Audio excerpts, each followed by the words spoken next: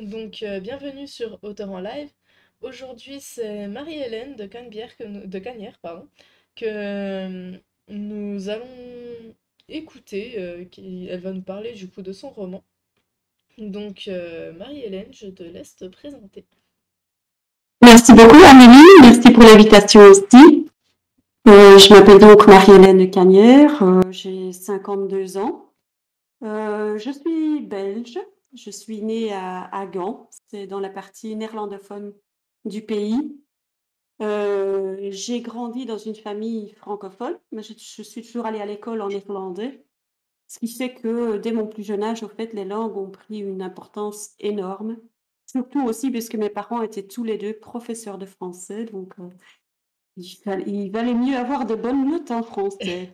Effectivement. Et du coup, t'as été Ouais, bilingue dès ton oui, enfance? oui. Eh, c'est Donc à trop bien partir de ça. 2 ans et demi, je suis allée à l'école en néerlandais, j'ai appris le néerlandais. Mais ma langue maternelle, c'est le français, hein. C'est trop J'ai bien. toujours ah ouais, ouais, ouais. J'ai toujours travaillé, dans, la partie, néerlandophone du pays. Hem J'ai fait des études de langue aussi, bah, c'était peut-être un peu prédestiné. J'ai étudié l'allemand et l'espagnol, des études de traduction. J'ai fait un peu de tout professionnellement et depuis 2016, je travaille pour une entreprise de traduction et d'interprétation. Je suis interprète de conférences français-néerlandais, néerlandais-français. Et Mm. alors bon, oui, et c'est peut-être intéressant à raconter aussi, j'ai 4 enfants, mais ils sont, tous les 4 adultes. Il y a que le cadet qui habite encore à la maison, qui fait encore des études, pour, le développement de jeux vidéo, heu, donc programmation, en fait. D'accord. Et Du coup, puis du coup, oui, avec ton vas-y. métier, tu dois voir des choses ultra intéressantes en tant que Ah traductrice oui, de conférences. toujours, toujours. C'est très intéressant, ça demande aussi de toujours approfondir, les sujets dont on va, pour lesquels on va faire l'interprétation pour, assimiler le vocabulaire dans les 2 langues. Et puis, il faut essayer aussi, le plus souvent de bien comprendre ce qui se dit pour pouvoir rendre le message correctement. Ça m'ouvre, sur, des tas d'horizons, on est très souvent dans la concertation sociale, mais on fait aussi, du légal, du médical et ça répond en fait à un besoin profond que j'ai d'être, je suis terriblement curieuse, j'adore apprendre et une journée où j'ai rien appris, c'est une journée loupée donc ça me convient très bien comme métier. D'accord. Du coup, bonjour à tous ceux qui nous ont rejoints. Et nous allons continuer. Depuis combien de temps écris-tu? Bah, on pourrait dire que j'ai écrit depuis que je suis toute petite. J'ai appris à lire avant d'aller à l'école primaire. Je dévorais, les livres, la bibliothèque rose, la bibliothèque verte et j'aimais bien écrire aussi, des poèmes quand j'étais, ado et puis, je commençais des romans les uns après les autres, mais je n'en ai jamais terminé un seul. Si, un en 2003, mais qui est écrit en néerlandais. Et puis, l'année passée, avec, le premier confinement, j'ai brusquement eu, des journées libres que j'aurais pas eu sans le confinement. J'étais en chômage technique souvent et j'ai eu une idée d'une histoire du début jusqu'à la fin et je me suis dit: «Tant pis, je me lance, je vais l'écrire» et donc c'est au fait, depuis 2020 que j'ai écrit, plus assidûment, en terminant mes projets, quoi. D'accord. Et du coup, ce qui t'a donné envie d'écrire, je dirais pas que c'est le Covid, mais Non, le covid m'a donné le temps. Ce qui m'a toujours donné envie d'écrire, c'est parce qu'en en lisant des livres, je découvrais des horizons que je ne connaissais pas. Je pouvais, me connecter à d'autres cultures, à d'autres personnes, à d'autres vécus et j'ai eu envie au fait, de transmettre par le biais de romans, des éléments de ma propre histoire de vie, des pas, c'est pas du tout autobiographique, mais si tu veux, les apprentissages personnels, de développement personnel que j'ai fait, je les mets dans les romans que j'écris et D'accord. faire passer le message comme ça, quoi. Et du coup, tu es en auto-édition ou en maison d'édition? Je suis en auto-édition et au fait, ça s'est fait un peu par hasard. Je cherchais au fait, les adresses, de contact, et les directives, des maisons d'édition. Bon, je visais les petites maisons d'édition parce que de toute façon chez les grands, j'aurais pas la prétention de présenter mon ouvrage Oh, bah, et faut bien puis commencer quelque part, hein. oui, Et tout des à fois, fait, même le mais premier roman est accepté. C'est rare, mais ça se peut. Mais ce qu'il y avait aussi, c'est qu'avec le covid, il y a de plus en plus, de maisons d'édition qui avaient, stoppé leur liste, qui prenaient pas de nouveaux auteurs et cetera. Donc j'étais au fait en plein train de me notamment, décourager. notamment Gallimard qui, d'habitude, ne ferme jamais Oui, ses appels à texte oui, pour oui, recevoir les manuscrits. Et là, ils en ont tellement reçu suite au Covid, tout le monde s'est mis à écrire. Et du coup, ils ont exactement. dû fermer Oui, oui. leur soumission de J'ai manuscrits. oui, j'ai même vu passer à un certain moment un petit cartoon, avec des gens qui sont devant un étal de livres et qui dit, «Avec le covid, on a l'impression qu'il y a plus d'auteurs que de lecteurs». Un peu une boutade, mais il y avait de ça Oui, et en faisant ces recherches, j'ai au fait découvert par hasard le site de Librinova qui propose, un encadrement à l'auto-édition. Bon, c'est un peu un investissement, donc je me suis dit: «Je vais pas faire ça purement sur base d'un site internet». Je leur ai envoyé un courriel disant: «Voilà, je voudrais bien me lancer avec vous, mais je voudrais quand même avoir un contact personnel». Ils ont répondu tout de suite, un entretien charmant au téléphone, un encadrement dont je suis vraiment très contente et maintenant, je suis même plus sûre que je voudrais passer, du côté de la maison d'édition parce que c'est un tout autre rapport que tu gardes avec ton travail, avec ton livre. Tu gardes beaucoup plus les rênes en main, je pense. oui. Et au final, ben, tu sais ce qui est fait de ton roman Oui, et tout à fait. il y a entre guillemets pas de mauvaise surprise quand tu es ton propre Oui, éditeur. oui, oui, oui, tout à fait. Quel genre écris-tu le plus? Alors, j'écris au fait, je parle de personnes comme toi et moi, des personnes qu'on pourrait rencontrer dans la rue. Ce sont pas des stars, ce sont pas des espions, ce sont des gens qui vivent, leur quotidien. Heu, je parle très souvent des relations humaines, ça peut être une relation amoureuse, mais pas nécessairement et si j'observe mon travail jusqu'à présent, je me rends compte qu'il y a un thème qui revient assez souvent, c'est, l'impact des non-dits. Ce qu'on n'arrive pas à se dire et comment ça va influencer les relations qu'on a. Mais bon, ça, c'est un thème sous-jacent. C'est un peu du feel good, mais pas purement au parfum de rose. Il y a de la réalité en dessous. D'accord. Et du coup, bah, je t'invite à nous présenter ton roman. Merci. Alors mon roman, je vais peut-être, le montrer brièvement. Voilà. Le titre, c'est «Ceci n'est pas une histoire d'amour» et il y a au fait, 2, personnages principaux. D'un côté, on va rencontrer Anne, qui est une, femme, qui a la cinquantaine, qui vit, à Liège, en Belgique, enfin près de Liège, qui a un métier de coach, qui a 2 enfants, qui est divorcée et on va un peu apprendre à connaître son caractère et la vie qu'elle mène, ses petites habitudes. Ça, c'est la toute première partie. Ensuite, on va faire la connaissance de Dominique. Dominique, c'est un homme du même âge, mais il est canadien, il habite à Vancouver et on va aussi faire sa connaissance. C'est 2 fois 5 chapitres où en fait on va apprendre à connaître le personnage.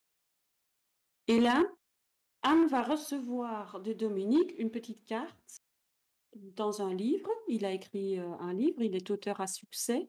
Il lui offre le livre et elle, se demande si la personne qui lui envoie le livre, c'est quelqu'un qu'elle a connu il y a 30 ans en Belgique.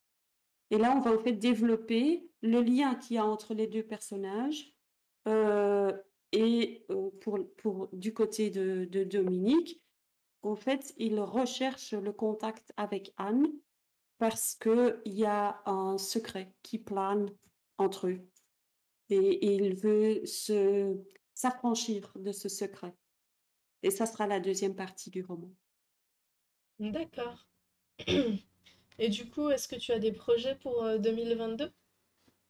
Oui, pour l'instant, je suis en train enfin, j'ai mis aux mains de Librinova, un extrait du deuxième roman que j'ai écrit. La colonne vertébrale de ce deuxième roman, c'est au fait un poème en prose en 13 chapitres et ça va constituer un petit livret séparé que je vais lancer maintenant dans le courant du mois de décembre et dont le titre sera «La terre se livre». C'est la Terre qui prend la parole, la planète Terre. Et au mois de janvier, je vais publier alors le roman en entier qui va reprendre les 13 chapitres de la Terre et qui va introduire 3 autres personnages, Naturel, Phénomène et Édouard, qui vont se rencontrer dans le contexte de jardins ouvriers, des jardins urbains et ils vont faire leur connaissance. On va les suivre au cours d'une année, charnière dans leur vie, à différents niveaux, pour différentes raisons, avec des rapprochements et des éloignements. Voilà. Est-ce que tu as un conseil à donner aux personnes qui souhaitent se lancer? Oui, hem, je pense que c'est une bonne chose, d'abord et avant tout, de lire la toute première lettre des, Lettres à un jeune poète de Rainer Maria Rilke. C'est un poète allemand qui a entretenu une correspondance avec un tout jeune poète qui lui demande au fait: «Est-ce que je suis un poète ou est-ce que je fais semblant?» Et dans la première lettre, il va vraiment lui expliquer comment il va pouvoir ressentir: «Est-ce que je suis un auteur dans l'âme?» Et moi, ça m'a donné le déclic parce que, il explique que si tu peux pas faire autrement, si l'écriture vient de tes tripes, c'est que c'est vraiment que tu es un auteur. Même si tu ne rencontres pas tout de suite le succès ou si tes écrits ne sont pas immédiatement compris par les lecteurs, c'est pas grave. Ce qui est important, c'est cette voix qui vient de l'intérieur, cette passion qui vient de l'intérieur.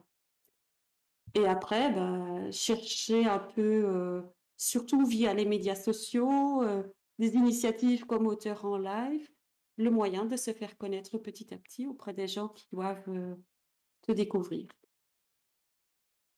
Et du coup, nous allons passer aux questions surprises. D'accord.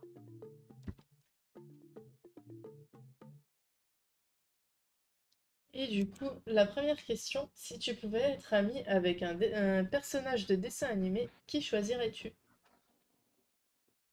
Ah, le Kung Fu Panda. Pourquoi ça? Moi, je l'adore et puis, parce il est au fait, terriblement gêné de la personne qu'il semble être. Il se sent tout à fait différent à l'intérieur qu'à l'extérieur et par son cheminement, il va rapprocher les 2 et ça me ressemble. Moi, je me reconnais très fort dans le panda. Et quel âge aimerais-tu avoir en permanence?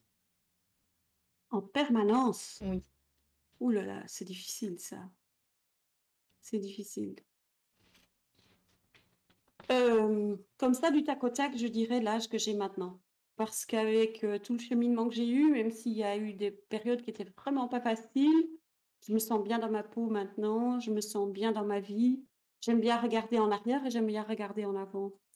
Mais je pense qu'à chaque moment, tu me poserais la question et je te dirais la même chose. J'espère que je dirai encore la même chose quand j'aurai 90 ans, touchons du bois. Et du coup, dans quelle ville rêverais-tu de vivre? Enfin, rêves-tu de vivre? Dans quelle ville? Hem, la seule ville dont où je me suis dit quand j'étais sur place: «Je serais capable de déménager maintenant pour venir vivre ici», c'est Léon, en Espagne.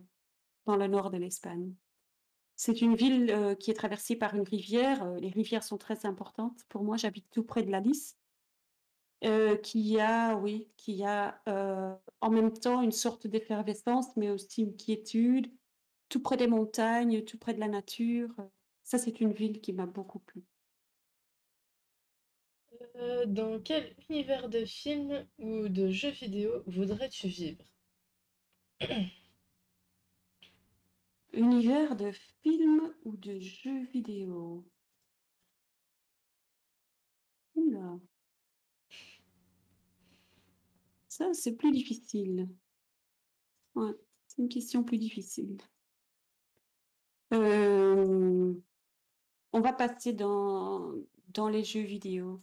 Si je peux quand même alors, vraiment aller dans l'extrême. C'est un jeu vidéo qui est pas très connu, ça s'appelle Unravel, Unravel. Oui, Un petit je bonhomme. n'y ai pas joué, mais Oh! j'en ai beaucoup entendu parler, je l'ai beaucoup vu, et je pense qu'un jour j'y jouerai. Et bonsoir Ah, Aléadil. c'est vraiment superbe, superbe et il y a, l'importance des souvenirs, une petite musique tout à fait douce, des décors qui sont agréables et pourtant le petit bonhomme est assez espiègle aussi et tout à fait cocasse. Donc ouais, ça me dirait bien. Du coup, dans le même style de jeu vidéo, si je peux te conseiller, je te conseillerais Rime, R-I-M-E, Ouais, et Ori, qui Rime a... et Ori. Ouais, c'est deux jeux qui sont à peu près dans le même style, et qui du coup pourraient te plaire. Si tu veux, on Ah en d'accord, parlera plus tard. d'accord, d'accord, ouais. Je vais demander à mon fils qui étudie la matière, s'il les connaît. Et du coup, sur quel sujet pourrais-tu faire une présentation de 40 minutes sans préparation?